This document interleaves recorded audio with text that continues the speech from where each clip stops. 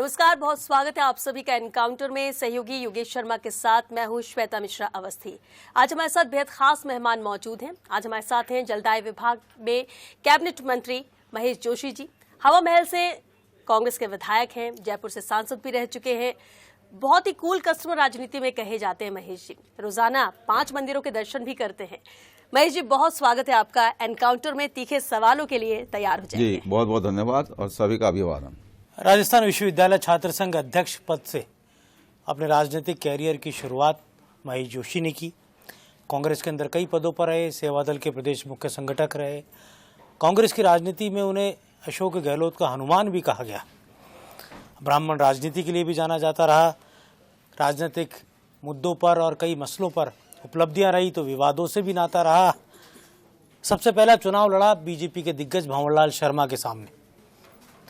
वो चुनाव पराजित हुए, लेकिन उसके बाद विधायक बने, सांसद बने और आज भी विधायक हैं और सरकार में कैबिनेट के मंत्री हैं। हवा महल से विधायक महेश जोशी। महेश जोशी जी, हाल ही में निवाई दौरे पर प्रियंका गांधी आए। उन्होंने जिक्र किया, बात रखी ईआरसीपी को लेकर। ईआरसीपी वही योजना है जहां सीधे तौर पर 13 जिले के लोगों को फायदा होगा, लेकिन इसे लेकर ही आप लगातार जलदाय मंत्री, जल शक्ति मंत्री पर सवाल उठाते रहे हैं, हमले करते रहे हैं। वहीं दूसरी तरफ गजेंद्र सिंह शेखावत कहते हैं कि राज्य सरकार इस मामले में तकनीकी तौर पर कुछ नहीं कर पाई। अब सवाल ये उठता है कि इस मामले पर राजनीति कौन कर रहा है, आप कर रहे हैं या गजेंद्र सिंह शेखावत? देखिए, पूरा मुद्दा वैसे तो जनता के लिए हमेशा ये मुद्दा बहुत महत्वपूर्ण रहा है, लेकिन एक बार जल शक्ति मंत्रालय के तत्वाधान में हमारे एक जोनल वर्कशॉप हो रही थी।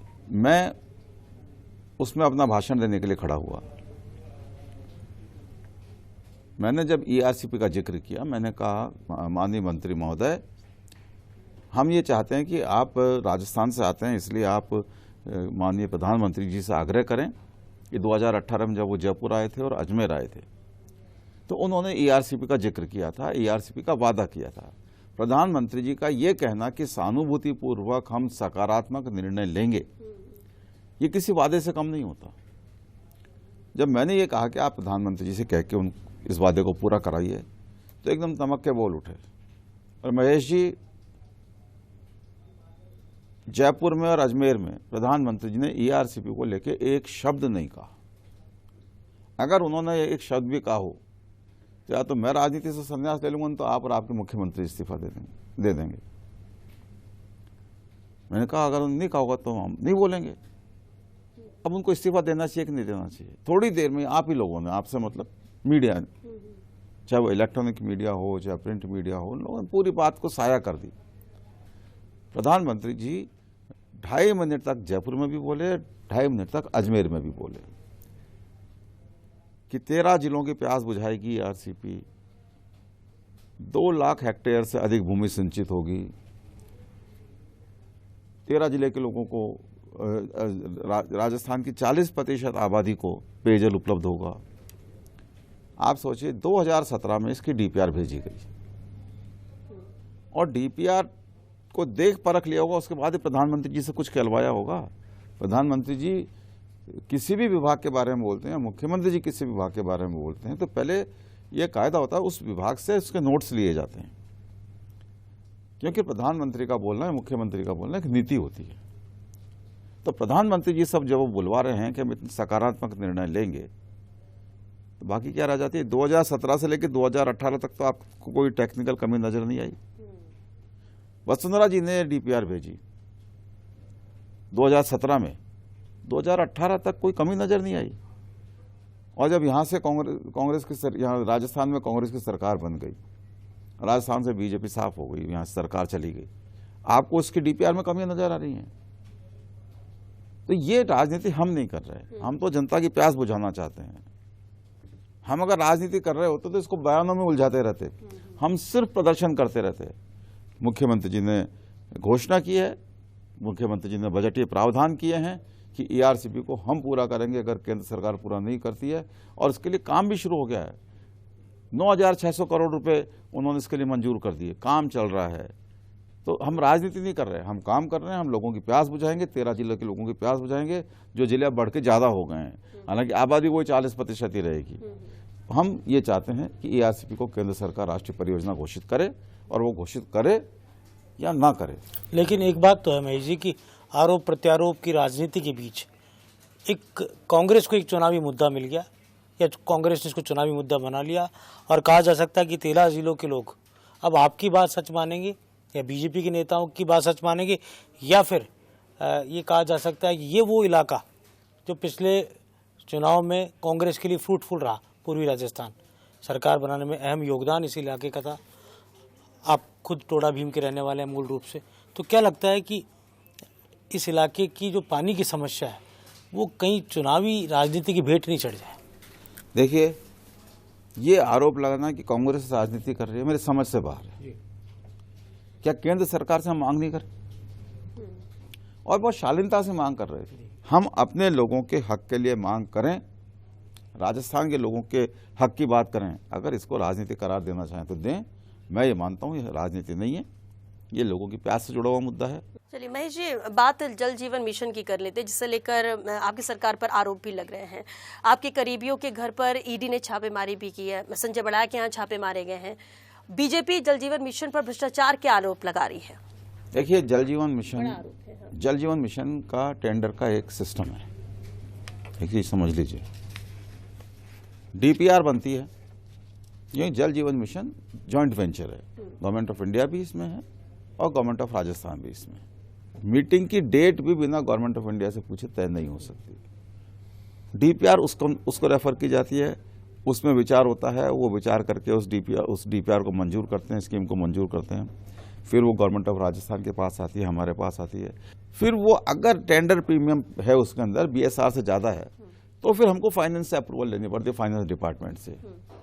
हम जब फाइनेंस डिपार्टमेंट को भेजते हैं फाइल को, तो नवंबर 2022 में चीफ सेक्रेटरी ने एक ये नोट लगाया फाइल पे कि भाई ये डिपार्टमेंट टू डिपार्टमेंट जब फाइल जाती है, क्योंकि इस डिपार्टमेंट से दूसरे फाइनेंस डिपार्टमेंट में जाएगी, तो इसमें मिनिस्टर के भी दस्तखत होने चाहिए, क्योंकि जब वो उसका टेंडर फाइनल होता है उसमें चीफ सेक्रेटरी के भी दस्तखत होते हैं, CM के भी होते हैं, फाइनेंस डिपार्टमेंट के होते हैं। तो उस एक फॉरवर्डिंग सिग्नेचर वो मिनिस्टर के होते हैं। मिनिस्टर का कुल 2 जगह पे इसके अंदर इंटरफेरेंस होता है, एक तो PPC में, और एक अगर टेंडर प्रीमियम है तो फाइनेंस को भेजने में। तो इसके अंदर कहीं भी पूरे प्रोसेस में, हाँ, हमारे पास कोई शिकायत आई हो, प्रोसेस में कोई लैप्सेस हुए हो, प्रोसेस में कोई कमी रही हो, तो हम उसकी जांच कराएं। लेकिन पूरा जब प्रोसेस हो रहा है और फाइनेंस डिपार्टमेंट एक एक चीज़ को देख रहा है, तो अब ये तो एक कयासबाजी है कि इसके अंदर भ्रष्टाचार हो गया। कोई नेताजी ने आरोप भी लगाया 20,000 करोड़ रुपए के। हमने 20,000 करोड़ के टेंडर की फाइल, लगभग 20,000 करोड़ की, वो हमने भेजी थी फाइनेंस डिपार्टमेंट को। फाइनेंस के अपने ऑब्जर्वेशंस थे, उन्होंने कहा नहीं, ये नेगोशिएशन करके कम करो। वो लोग कम करने को, हमको लग रहा था कम नहीं करेंगे, नेगोशिएशन किया हुआ।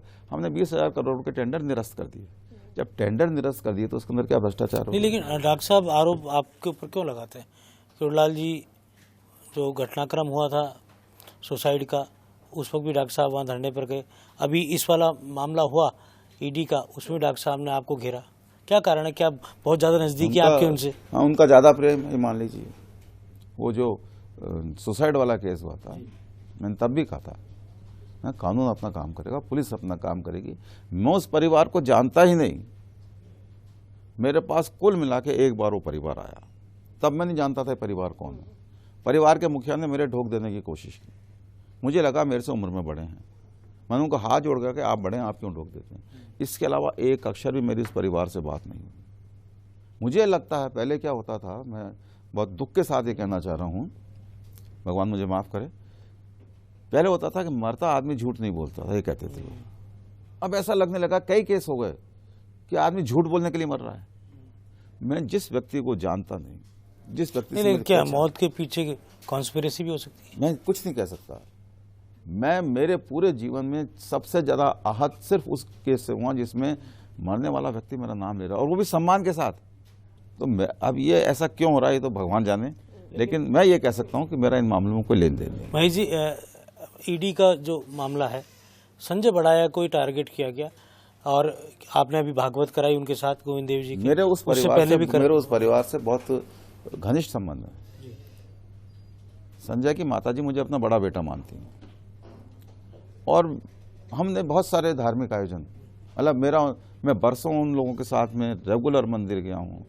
मैं आज भी उनके साथ में गोवर्धन जी की यात्रा पर जाता हूँ। हम लोगों ने मिलके भागवत जी कराई हैं, कई धार्मिक आयोजन कराए हैं।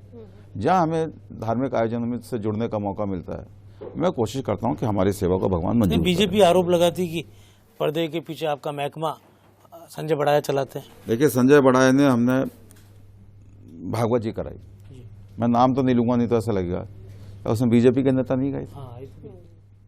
दोनों आयोजनों में मैं नाम लूंगा तो ऐसा लगेगा कि भाई मैं उनको एक्सपोज करने की कोशिश कर रहा हूँ या मैं अपने आप को बचाने की कोशिश कर रहा हूँ। कोई बचाने की कोशिश नहीं कर रहा हूँ। सभी आए थे, सब आए थे। मैं तो ये कह सकता हूँ पूरे प्रोसेस में जो जल जीवन मिशन का पूरा प्रोसेस है, डिपार्टमेंट ने अगर कहीं उसको ओवर रूल किया है और मेरे पास कोई शिकायत आई हो और मैंने उस पर कार्रवाई नहीं कराई हो तो मैं दोषी हूं। अगर सिस्टम को पूरा फॉलो किया जा रहा है तो मैं कैसे कमी निकाल सकता हूं?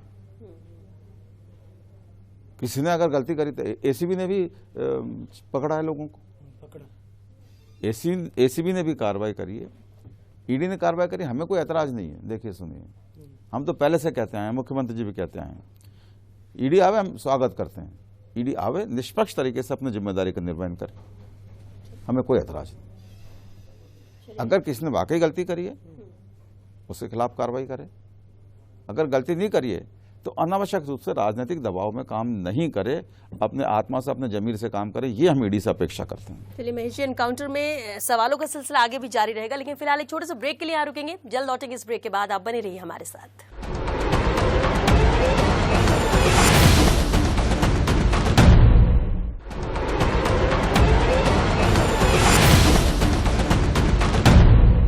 ब्रेक के बाद फिर लौटते हैं।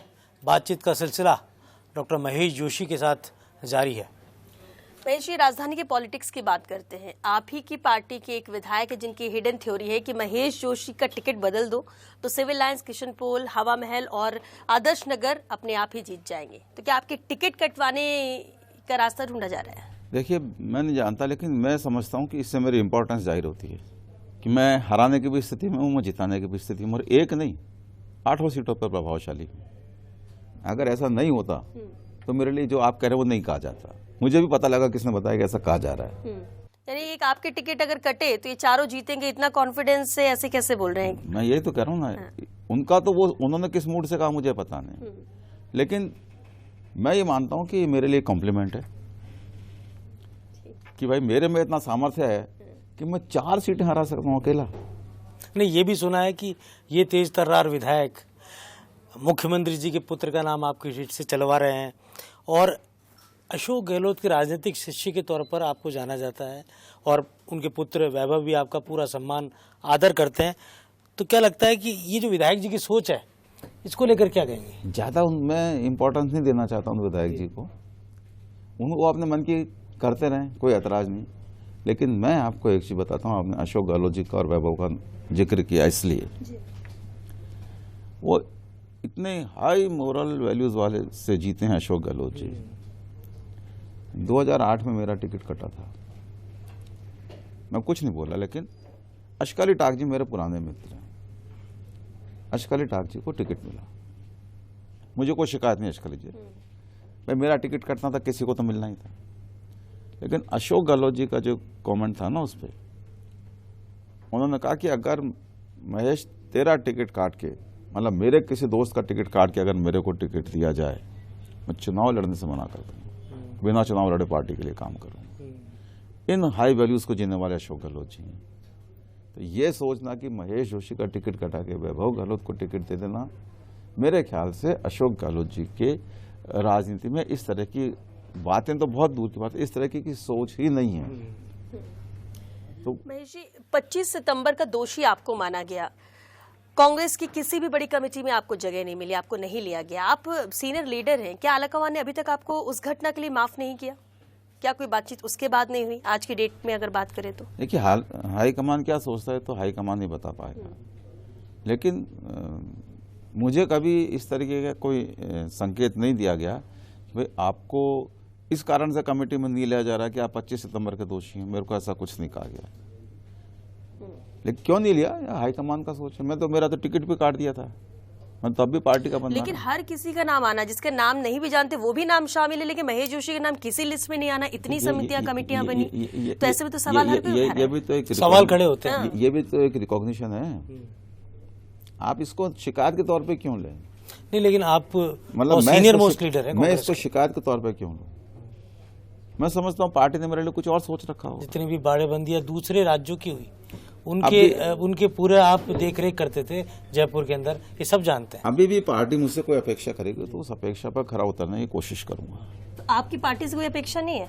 पार्टी अगर आपसे अपेक्षा करते हैं, आप कह रहे सब चीजें करूंगा, पार्टी अगर आपको बाकी लोगों को मौका देकर इस तरह की चीजें, जहां पे आप हर जगह खड़े रहे, आपको मौका नहीं दिया, कमेटियों में नाम लोग ढूंढ रहे कि महेश जोशी का। प्रियंका जी आई थी, मैं तो वहां भी था।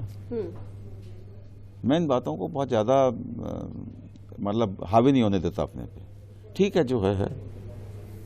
25 सितंबर की घटना के बाद कई तरह की बातें चर्चा में रहती है कांग्रेस के गलियारों में, और श्वेता भी सुनती उन तमाम बातों को कि आपके ही पार्टी के नेता ये कहते हुए थकते नहीं है कि महेश जोशी, शांति धारीवाल जी, धर्मेंद्र राठौड़, इन तीनों को टिकट नहीं मिलेंगे, क्योंकि 25 सितंबर की घटना के सूत्रधार ये लोग थे। ये कोई कुछ भी कह सकता है। जो कुछ घटना हुई उसके लिए हमने हाईकमान से माफी मांगी। फिर भी मन के एक कोने में ये विश्वास है योगेश जी कि हमारे एक्शन से पार्टी को नुकसान नहीं हुआ,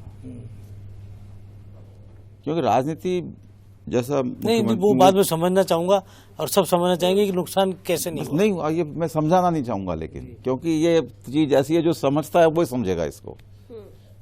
मैं इसको, लेकिन अगर आप समझाएंगे तो शायद जो सवाल उठा रहे हैं वो भी चुप हो जाएंगे, उनको क्लियर हो जाएगा। वो अगर सवाल ही खत्म हो गया तो फिर रुचि खत्म हो जाएगी लोगों की। आप चाहते हैं रुचि बनी रहे इस मुद्दे को लेकर, इस पर चर्चा होती रहे, इस पर दोषी आपको माना जाता रहे, कोई फर्क नहीं पड़ता। तो ये क्या एक रहस्य है जो महेश जोशी जी के दिल के अंदर है? मैं आपको एक उदाहरण के तौर पर समझाता हूं।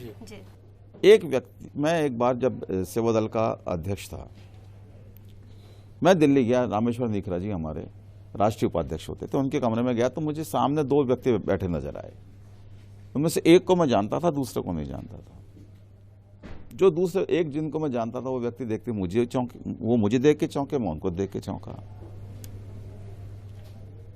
एक मेरे को, मैंने कहा आप कैसे यहाँ? बोले अब महेश हम आपको पढ़ाएंगे। आप पढ़ाओगे? इतने में निखरा जी बोल पड़े, महेश तब काशीपुर में एनटीसी होने वाली थी हमारे सेवा दल की। बोले काशीपुर में एनटीसी होने वाली है, उसमें अपन इनको इंस्ट्रक्टर बना के बुला रहे हैं। उन दिनों वो कंज्यूमर प्रोटेक्शन नया नया सब्जेक्ट चला था, 90 की बात है। तो मैंने कहा कि इनको कंज्यूमर प्रोटेक्शन का इंस्ट्रक्टर बना के बुला रहे हैं। मैंने कहा निखरा जी मेरी एक मिनट बात सुन लीजिए, आप अंदर इनर चैम्बर में आके। वो लेकिन मैं बस ये इनको लेटर दे दूं दस्तखत करके। मैंने कहा बाद में दीजिए, पहले मेरी सुन लीजिए।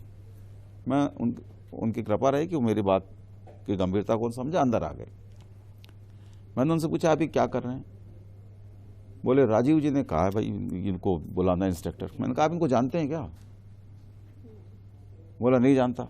बोला राजीव गांधी जी ने कहा। मैंने कहा मैं आपके वर्किंग एजेंसी हूं राजस्थान में, आप मुझसे तो पूछिए राजस्थान के व्यक्ति हैं कौन है। वो थोड़े दिन पहले तक बीजेपी के स्टेट एग्जीक्यूटिव के मेंबर थे, बीजेपी के स्ट्रांग वर्कर। वो आप उनको सेवा दल में एनटीसी में कैसे बुला सकते हो? मैंने कहा राजीव जी ने आपको कहा, राजीव जी इनको नहीं जानते, आप राजीव जी को बताइए कि ये व्यक्ति कौन है। और उसके बाद राजीव जी कहते हैं भाई ठीक है मैंने जान लिया, लेकिन फिर भी मैं कहता हूं कि इसको बुलाना, आप बुला लीजिए। लेकिन बिना राजीव जी को बताए अगर आप इनको बुलाएंगे तो मैंने कहा आप राजीव जी के साथ धोखा करेंगे। और उन्होंने वही किया जो मैंने कहा। और व्यक्ति आज भी राजस्थान में आजकल एनजीओ चलाते हैं, मिस्टर प्रदीप मेहता। तो मैंने तब गलती करी थी क्या? मैं नहीं मानता कि मैंने राजीव गांधी जी के आदेशों की अवहेलना करी हो। मेरे को, मैं अगर पार्टी के प्रति निष्ठा रखता हूं तो मुझे इस बात का अधिकार बनता है, मेरी जिम्मेदारी बनती है कि अगर पार्टी का कहीं किसी कारण से अहित हो सकता है तो मैं एक बार पार्टी हाईकमान के संज्ञान में लेकर आऊं। तो ये मतलब कहा जा सकता है कि आपने अपनी मैंने बात अपने कह दी। विवेक से जो किया, हाँ, बिल्कुल। मैं मानता हूं। मैंने कहा इंसान है, हमने तो बिना शर्त माफी मांगी हाईकमान से। हमने कुछ सोचा अलग बात है, अगर हाईकमान उसको फिर भी गलत मानता तो माफी है, लेकिन हमारे मन में कोई, हमारे नियत में खोट नहीं था कि हम पार्टी हाईकमान के आदेशों का अवहेलना इसलिए करें। आप कह रहे हैं कि या उससे कोई पार्टी- नुकसान किसी का ऐसा हुआ नहीं है, पार्टी का नुकसान हुआ नहीं है उस घटना के बाद, फिर भी आपने माफी मांगी क्योंकि आपको दोषी माना गया या फिर नाराजगी थी। अगर हाईकमान हमसे कहता भाई कि तुम्हारा एक्शन अभी हमारे निगाह में ठीक नहीं उतर, अभी तक उससे कुछ कहा नहीं, नोटिस आया। लेकिन अभी जिस तरह से भी सवाल भी किया उन्होंने कि इस घटना के बाद से ये चर्चा होने लगी कि धर्मेंद्र राठौर, शांति धारीवाल आपका टिकट कटना चाहिए, लेकिन क्या यही वजह तो नहीं है कि आपने रोहित जोशी से भी टिकट की दावेदारी पेश करवाई है? मैंने रोहित जोशी से दावेदारी पेश नहीं करवाई, वो बच्चा है। मैंने तो उसको एक बात कह रखी, मैंने उससे पूछा कुछ साल पहले, तू कोई काम धंधा करना चाहता है कि राजनीति मानना चाहता है कि नौकरी करना चाहता है? उसने कहा मेरी पहली प्राथमिकता राजनीति है। तू ट्राई कर ले, लेकिन इंडिपेंडेंट राजनीति करना। तेरे जो होर्डिंग लगा उसमें महेश जोशी का फोटो नहीं होना चाहिए, क्योंकि महेश जोशी का फोटो होगा तो लोग तेरे को महेश जोशी के बेटे के रूप में देखेंगे। और उसने वही किया, उसने अपनी पहचान बनाई, यूथ कांग्रेस में काम किया उसने, वो कांग्रेस के लिए काम किया। वो अपना काम करेगा, अगर पार्टी ठीक समझेगी तो उसको मौका देगी। लेकिन रोहित जोशी आरोपों से भी बहुत घिरे रहते हैं। हाँ, 2 आरोप लगे उस पर, रोहित जोशी पे। एक तो अभी हाल ही में एक तलवार का आरोप लगा। आजकल बाजार में मिलते हैं बिना धार के हथियार। वो जो तलवार बताई जा रही है वो तलवार नहीं है, वो बाजार में 500-700-800 रुपए के वो मिलती हैं, जिनको आजकल फैशन के तौर पे लोग, कहीं तो ये तो तलवारों की पूजा भी होती है। ये तो बिना धार की तलवार थी, लोगों के घरों में तो धार वाली तलवारों की पूजा होती है। कुछ दिन पहले जिस दिन उसका फोटो छपा, उस दिन अमित शाह जी का तीर कमान लिए फोटो छपा था। वो किसी को डरा रहे थे क्या? अमित शाह जी देश के गृह मंत्री हैं, तीर कमान भी हथियारों की श्रेणी में आता है। एक बार कहीं अखबार में अमित शाह जी का तलवार लिए फोटो छपा था, खाली तलवार। तो ये एक आजकल ये चलन हो गया है कि बिना धार के अमित शाह जी के हाथ में वो बात सही। अभी सचिन पायलट के जन्मदिन पे भी वो राजेश चौधरी जी ने तलवार से लड्डू काटा। ये एक सामान्य बात है जिसको बहुत बड़ा चढ़ा के कर दिया। कोई ऐसी बात नहीं थी कि भाई कोई तलवार किसी को डराने के लिए काम में नहीं जाती। बिना धार की तलवार से कोई क्या डराएगा? और हम लोग कांग्रेस के लोग हैं, हम तलवारों से डराते चुनाव नहीं की आपकी अपनी तैयारी है, रोहित जोशी अपने लेवल पर ही उनको लगता है तो वो टिकट वो के लिए दावेदारी पेश कर सकते अपने हैं, लेवल चुनाव पर लड़ने राजनीति की। करे, ठीक है ना। हाँ, मुझे आपका इंटरफेयर उसमें नहीं है, आप ये कह रहे हैं कि... और जो दूसरी घटना के आप जिक्र कर जो आपने कहा, उस घटना को 1.25 साल से अधिक हो गया, अभी तक चालान पेश नहीं हुआ है कोर्ट में।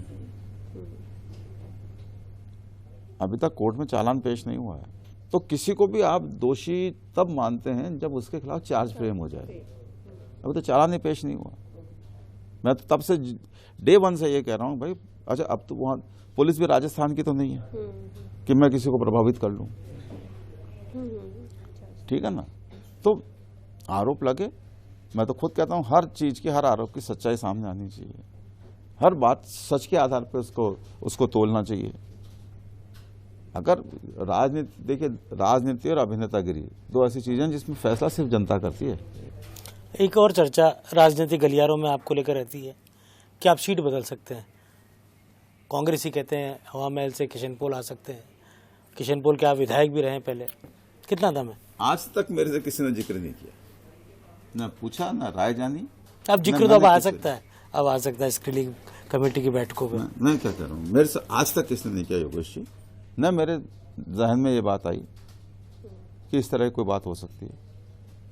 मैं देखिए, मैं डरने वाले लोगों में से नहीं, मैं डराता भी नहीं किसी को, ये मेरे अंदर मैं किसी को नहीं डराता, किसी को किसी बात को मानने के लिए मजबूर नहीं करता कभी। लेकिन ऐसा कहते हैं महीने में 2 दिन ऐसे होते हैं जब आपको बहुत तेज गुस्सा आता है, 2 बार आता है गुस्सा, ऐसा कहते हैं परिवार के लोगों से मुझे पता लगा है कि 2 बार तो गुस्सा आता है आपको महीने में 2 बार। हाँ, कभी कभी आता है 2 बार, तब बहुत तेज आता है। मैं कोशिश करूंगा कि उन दोनों को आइडेंटिफाई कर सकूं और उन 2 दिन भी गुस्सा नहीं करूंगा। महेश जी, जयपुर हेरिटेज मेयर प्रकरण को लेकर आपकी और मंत्री प्रताप सिंह खाचरियावास के बीच में भी तल्खियां उजागर हुई और कहा जाता है कि हेरिटेज मेयर मुनेश गुर्जर के पीछे आपका सपोर्ट रहा।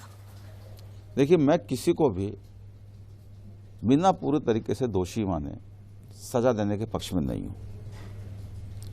ठीक है, मुनेश गुजर जी को लेके न तो मेरी आज तक मुख्यमंत्री जी से कोई बात हुई है, न मेरी किसी और नेता से बात हुई है। मुनेश गुजर हों चाहे कोई भी और दूसरे नेता हों, हमको किसी की गलती बताएं, गलती पर उसको सुनवाई का मौका दें। सिर्फ मीडिया के आधार पे फैसला नहीं होना चाहिए।